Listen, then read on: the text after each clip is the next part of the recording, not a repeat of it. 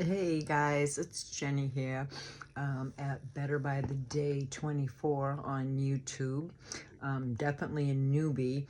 I'm going to be doing this particular stream live on another platform, and I'd love to do it on YouTube too. Got to get those subscribers. And let me make a disclaimer now because I've seriously changed my mind about something. I think my initial interest, along with my business, was to get monetized at one point. And hand to God, here's the deal with that. I don't care if that ever happens. I just want a place while we still have it, where we can talk openly. And I really want to talk about our epitaphs.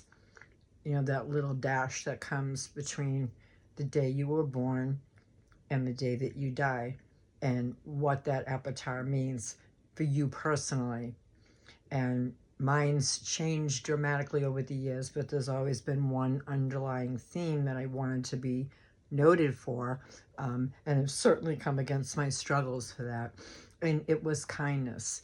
If anybody could say anything, if I wanted to be remembered for anything by my children, my friends, anyone that knew me or came across me, whether for life or a season, whatever the situation is, she was a kind person. And realizing how difficult that's been in this particular climate that's going on. I'm seeing on YouTube many commentators are having to take a break.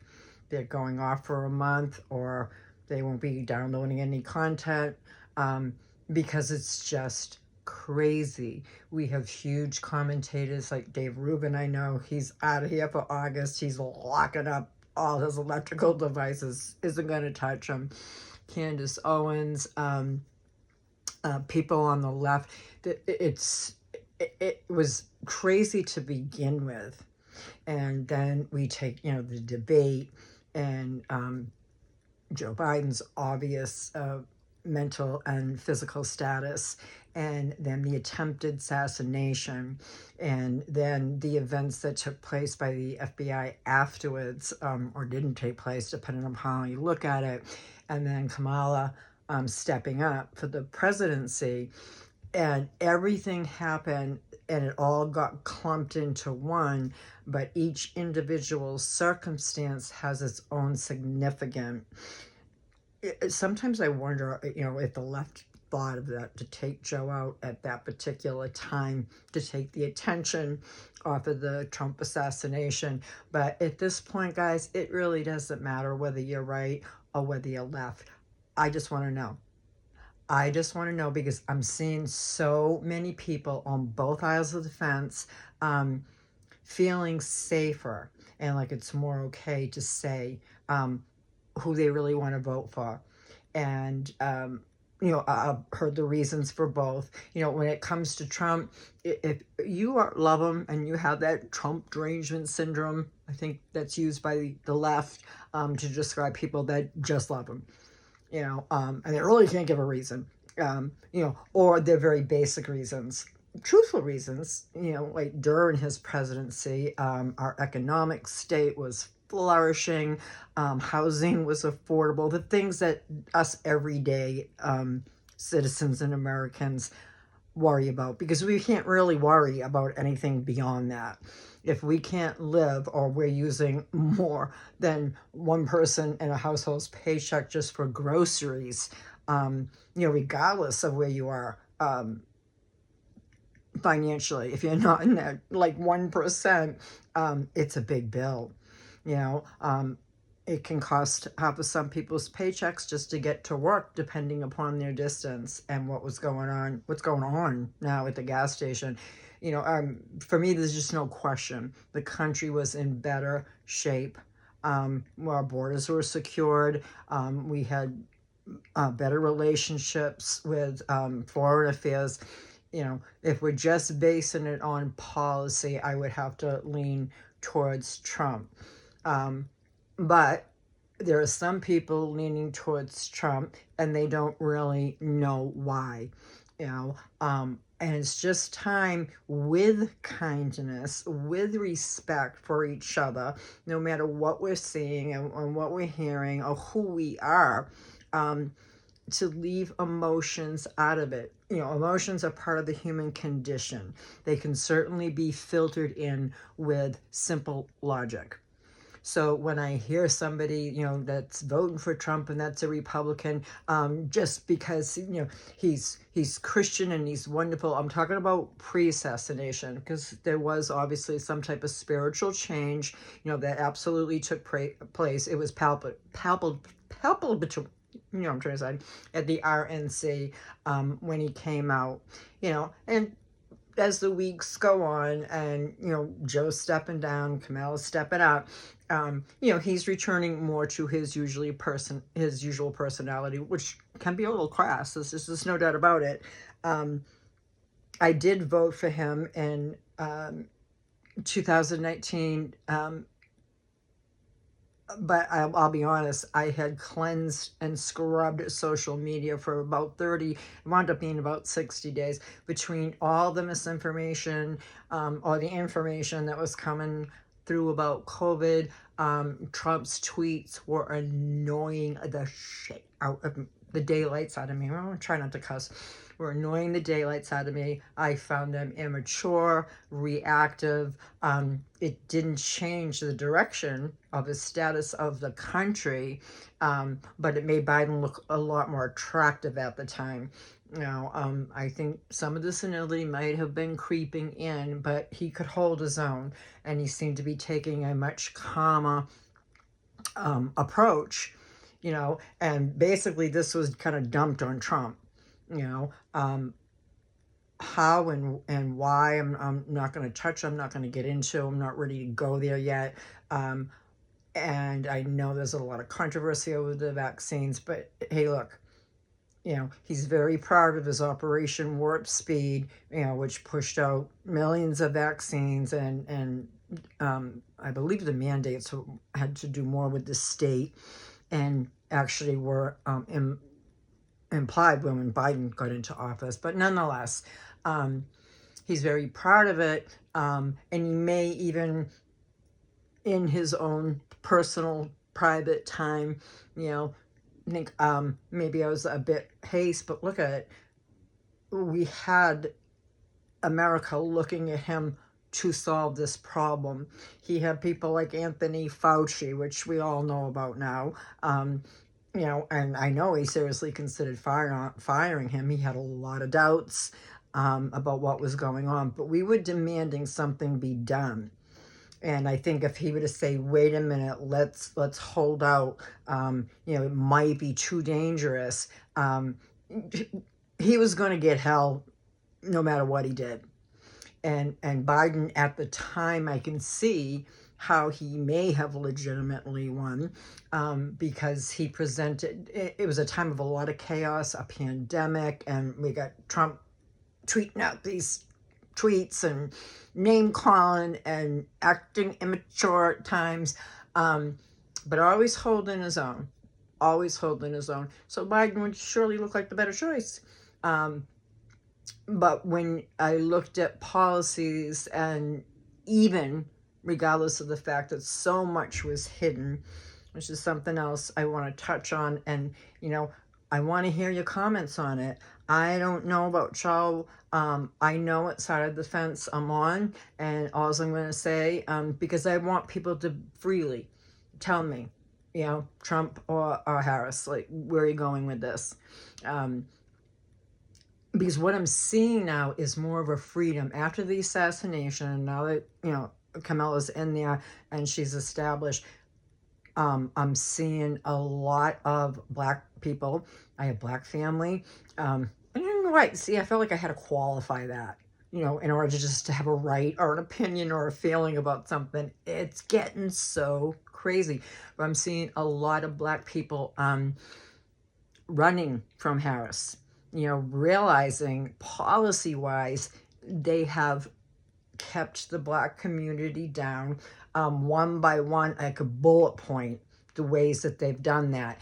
They, however, the ones that are going for Harris, what I've heard from the majority of mostly black women, a couple of black men, is they're voting for Harris, and they were dead honest about it because she's black, and she was a DEI hire. There weren't any qualifications there. I think it's another DEI thing, who she's jumping on board. And that's what I'm seeing on the left. This is just me personally. It is emotionally based and support for DEI. That's great. Who isn't? For inclusivity and equality for all. But we kind of had that. We kind of really, really had that. And it was getting better and better all the time. Did racism exist? Oh, absolutely. I was born in the 60s, and it was almost just a given, even if it wasn't spoken. I think when you get to the generation after me and older folks, and I was born in Massachusetts, a very liberal state, eventually my parents, came around to a different way of thinking. Then I moved to Georgia, and Georgia's a very weird state, and that when you get into the deep South, like, I wound up living, I think, for about 15 years in a town that bordered Alabama and Tennessee, and we're talking deep South, absolutely Republican to the max. I am a Christian, so I got involved in a few churches, which I found to be, I found a lot of hypocrisy in most of those churches, and legalism and fundamentalists. That's a whole other video that I started to touch on. I think a lot of people are calling it deconstruction. People, Christians, that might fall under the umbrella of evangelical, born again, Baptists, whatever the degree, even some they call themselves non-denominational Christian churches, and what they put on women specifically, I was afraid at one point, to be honest, and to say the deconstruction process sounded to me like they are walking away. I'm talking, and I could be wrong. I want to ask them. I put in some comments. Mickey Atkins, the other one, I think her name is Elise, from Cults to Consciousness, the Mormon podcast, all the stuff we're seeing on Scientology about people coming out of their religions, and it's including Christianity. But it seems like they're throwing the baby out with the bathwater. If there's things that you struggle with as a Christian, we tend to take the Bible very literally, fundamentally the Word of God to the letter. But we have to remember we have a lot of individuals that can perceive that a little bit differently. But when you get groups together, which is a good thing, when two or more of you are gathered, never forsake the assembly. That's a good thing to have a church. But when everybody starts thinking alike, and you can start telling at a certain point that your pastor's getting annoyed at some of your questions. I can give examples of that. And, why I still am absolutely a Christian. I still love God. I'm not too crazy about church in itself, which is a shame because it was just a huge part of my life. But I kind of went to churches where they really pushed, for the women to be like the Proverbs 31 women. If you don't know what that is, grab a Bible, Proverbs 31. It's an outlay. Nobody's actually like that, but it's kind of an outlay of what women should aspire to. And oh Lord, I tried. I really befriended like the pastor's wives because I felt they were the best example of that, and they were maybe on the outside. Things went on at home, that wasn't shared with the assembly because it was none of our business, But then the struggle was like knowing I wasn't made that way. Nothing close to it,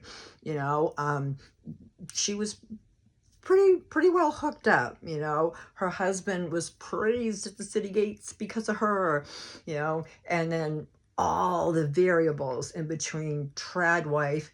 I always considered myself a traditional wife, and that I believe the man is head of the household. You know, and not because that's what the Bible says. I'm not rejecting what the Bible says, but because they've earned that position, they can handle that position. They do provide, they do protect. They don't use that scripture as a way to control and manipulate. I remember having a conversation, marriage therapy, or counseling with a pastor, and my then husband threw that out there. I'm supposed to be head of the household. And I remember the pastor saying, he was kind of on my side with things, but he threw this out here. He goes, I never have to play that card at home. Now, this is a pastor that I love and respect, still consider a spiritual father to this day. I never played that card. So it's not a card to be played. It's a position that's earned because you've loved your wife as Christ loved the church. Therefore, she trusts you, she respects you, she's willing to submit, believing and seeing the fruits later that it was ultimately in your best interest. Okay, so that's a whole different video that I do want to do, because they're calling it deconstruction, and I feel like it's more, for some of us, a reconstruction, a reevaluation of some of our beliefs without throwing them all away, but there's certain things as a Christian woman I'm not supposed to say. I'm not supposed to say. I'm a pro-life person, but when you have a circumstance where a mother is going to die from preeclampsia, or a situation like that, or it is a very, very young girl that was raped, or a situation of incest, I believe they are variables. Is that baby less significant? No, I don't feel that way.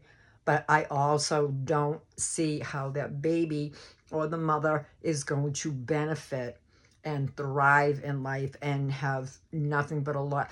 Babies born under the best circumstances. My parents were married when I was born. They had to get married because my mother was pregnant. I was born into a two-parent household with half siblings, and a divorce happened, which it was just a childhood nightmare. Again, that's a whole nother video. I think I'm just trying to get to a point where you can reassess once you're firm in who you are and what your actual real identity is. It's not based on victimhood or your sexual preferences or your sexual identity. Once that happens, it seems like those people, that's all they are. That's all they connect to. That's all they talk about. No idea. When they come on and they have, these stranger pronouns, I'm at 61, I'm never going to remember any of them, don't have a problem using them if it's all that important to you, but I don't know anything else about you. All I hear on your TikTok streams or your YouTube is, your identification. Like, I love Brad Palumbo. He's a gay guy, does a really intelligent podcast. It's just a known fact, but that's only one small thing, and it's kind of, low on the ladder of what he talks about. It's just a part of who he is. I feel the same way about Blair White. The actual topics that she tackles, she mentions the fact, she's a trans woman. And she uses that word trans because you are changing from one sex to another. I'd like to see the right chill just a little bit. Love the Daily Wire. It's where I got turned on to Candace Owens. And I love the passion of the things that they stand for. But again, I'm seeing throwing the precious babies out with the bathwater to close up so tight that there's no room. There's just no room for any different way of life. Because there is. I lean towards the right, maybe somewhere in the middle. I'm a Christian woman. I have and love and know a lot of gay people that were born gay in the 50s and 60s, couldn't even come out until like the late 70s or 80s. A lot of them were rejected by their families when that happened. It was a horrific thing to watch. I like that they can now flourish in an open society and safety. They can marry. They're going to have to take that up with God. My opinion is really none of my business on that. You know, I am looking at us as the human race. It does not matter to me. A lot of people talk a good talk, but this is right from my heart, and I can back it up with receipts. I have a lot of Black people right in my family that I know and love, gay people. I've had one trans guy, and that didn't work out so good because I didn't know he was trans when I moved in with him with my 2 kids. That kind of came out later, and that was my first introduction to it. So it was kind of negative, and that's not really fair because he certainly didn't represent the entire community. I like how Blair talks about it. I think she's right on point. Buck Angel, you know, do I have feelings about what he does for a living? Yeah, but you know what? Screw my feelings. Like, they don't matter in this situation. Reality matters. He's a human being, and he seems to have a ton of compassion for people that are struggling with that or realize that they made a mistake. You think maybe, you know, because he is a trans man, that he might want to gather people up around that kind of support that cause. No.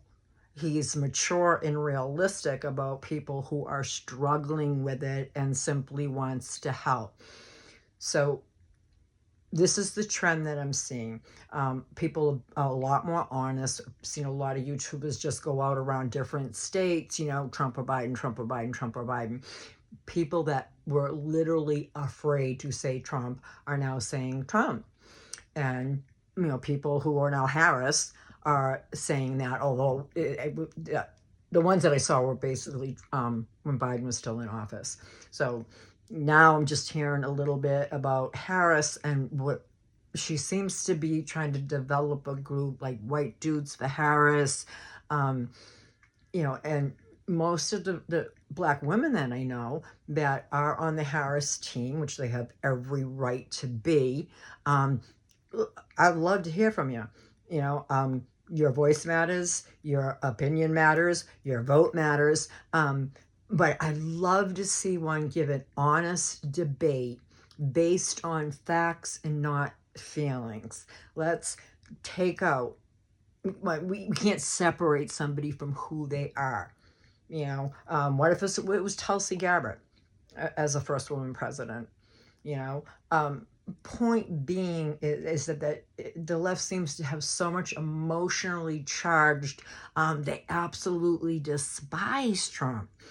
And I'm not seeing that on the Trump side. I'm not seeing a hate-love type thing. Seeing a strong support for policy, seeing people remembering what the country was like. Hey, I have 2 sons that are hard workers, and they have not gotten ahead in the past 3 years. My youngest just mastered, you know, that independence, walked into manhood. Yep, got to get up every day, show up for work. And he works in jobs that would have been $18 to $20 an hour 3 years ago that are down to 14, you know, and everything else has doubled. So to the average American, that's what we care about. We care about our price of groceries, what the gas is costing us. We want to keep our gas cars if that's what we want. People aren't going to be able to afford electric cars, especially in this administration. I believe there'll be wonderful change. And it's time for the Democrats, this is just me, to kind of step back, because from where I'm sitting, they've made a mess of things, man. A big, huge mess. However, I do like the fact that people feel more comfortable, you know, in being honest, you know, especially if you were leaning towards the left and you came over to Trump. People were terrified to say that. They didn't want the backlash of it. Social media, the algorithms, the difference I've seen since I started talking and sharing this stuff on Facebook. I actually made a post on Facebook and I said save this because I have a feeling they're going to take it down, and sure as heck they have. Anything that leans too far to the right, or once you're established in the algorithm as being on the right, every other platform besides X, they start doing, if they don't outright ban you, they start doing wonky things. Like I noticed Facebook started messing with my Facebook Marketplace, which they established. I can show you the emails. They put it back in. They had no reason. They gave no reason. They implied that there was false, that I was selling names, brand names that weren't really the brand. That was never true. I've been doing this for 5 years. And then when I put it on their platform, they reinstated me saying they have seen no violation of policy, but they put it back in with the violation of policies on like 2 Venus bathing suits. It was crazy. It was crazy. And just to see, yeah, I'm actually, my posts are taken down. You know, this is the only place so far. And even like the algorithms here, when I first started doing this, you know, they were popping pretty good, nothing viral, not even close. And that slowed down a lot. So, you know, it's those rights that are real important to me. The First and Second Amendment rights, you know, free speech is critical. The hate speech sucks, but it's a part of it. You know, as long as you are not inciting somebody to violence or to physically harm someone, you can say some pretty nasty, ugly things, you know. And so I'm just kind of warming up. I'm going to go live on the other stream with this. And basically, I'm asking people, put in the comments whatever you want. But I want to know, Trump or Biden. And I probably won't be as conspicuous as I am about what side I'm on, because it's not going to be a judgment call. You know, if it's not Biden, Harris. If it's Harris, I just want to see. I want to see that, you know, and I'm not going to attack it. I'd love an honest answer as, you know, to why, or why you think she may do a better job than Trump. And if you're a Trump hater, why you're a Trump hater, because there is a lot of information out there that just simply is not true. These 20, I'm not even going to get into that. As I said, this is just a warm-up. I'd love to see some comments just on where you're leaning, Harris or Biden. And if you want to put further commentary in there, go right ahead. I'd love to do this live on YouTube. I need to get my 50 subscribers. So if you're tuning in, you're at all interested, things will get a little more edited, let's say. I just haven't really played with that. I've been doing Chip Champ. But if you can recommend a good program for editing and thumbnails and things of that nature, love to hear that too. But right now, I need about 28, 29 more people just to go live. So if you can just subscribe, that would be awesome. Like I said, I don't care about the monetization anymore. If it happens, it happens. That's in God's hands. But I actually love my business, which, let me do my plug now, is betterbytheday.info. Chiropractic site. You can go to the supplement store. We have we sell supplements that you have to have a medical license in order to obtain, which my husband does. So from companies like Pure Encapsulations, Douglas Labs, Clean Athlete is under them. We have them for you. Standard Process, including the MetaHerb line, Veterinarian, Metagenics, and we're adding in all the time. So we definitely have enough things downloaded now, you know, that you can go right in there, shop, check out.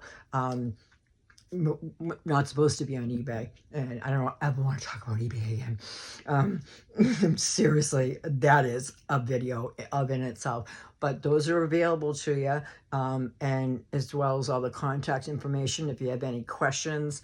But right now I'm going to hop on over and do a live stream and see how that works out. I actually wanted to read, and I think I'll end with this, and I'm going to start the live stream with something that my husband sent me today. His actual comment was, I love this analogy. I've heard it before, but not for a while. And it just reminded me that my heart, what I want on that epitaph, if anything at all, was, my mom was a very kind woman. My friend was a very kind woman. And it's hard. It's hard to stay kind when the country, the world, but the country that I'm living in is filled with vicious hatred. I have a friend of over 40 years that I've actually blocked and banned now. It's like, it would be like a Risa Tisa thing, and it would make her husband, Legion, look like a nice guy. This was a girlfriend, a very, very close friend. Raised kids with her, went to hell and back with her, kind of found out more and more about who she was over the years, and then it just came full head at the right moment. And there's no more kindness left for people like that. Sometimes the kindest thing you can do is not be cruel and get these people out of your life on every single level. So let me leave you with this analogy that he sent. Some of you have probably heard it, but he said, I love this analogy. You're holding a cup of coffee when someone comes along and bumps in, shakes your arm, making you spill your coffee everywhere. Why did you spill the coffee? Because somebody bumped into me. Wrong answer. You spilled your coffee because there was coffee in your cup. Had there been tea in the cup, you would have spilled the tea. Whatever's inside that cup is what will spill out.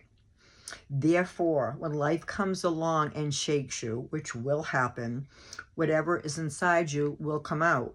It's easy to fake it until you get rattled.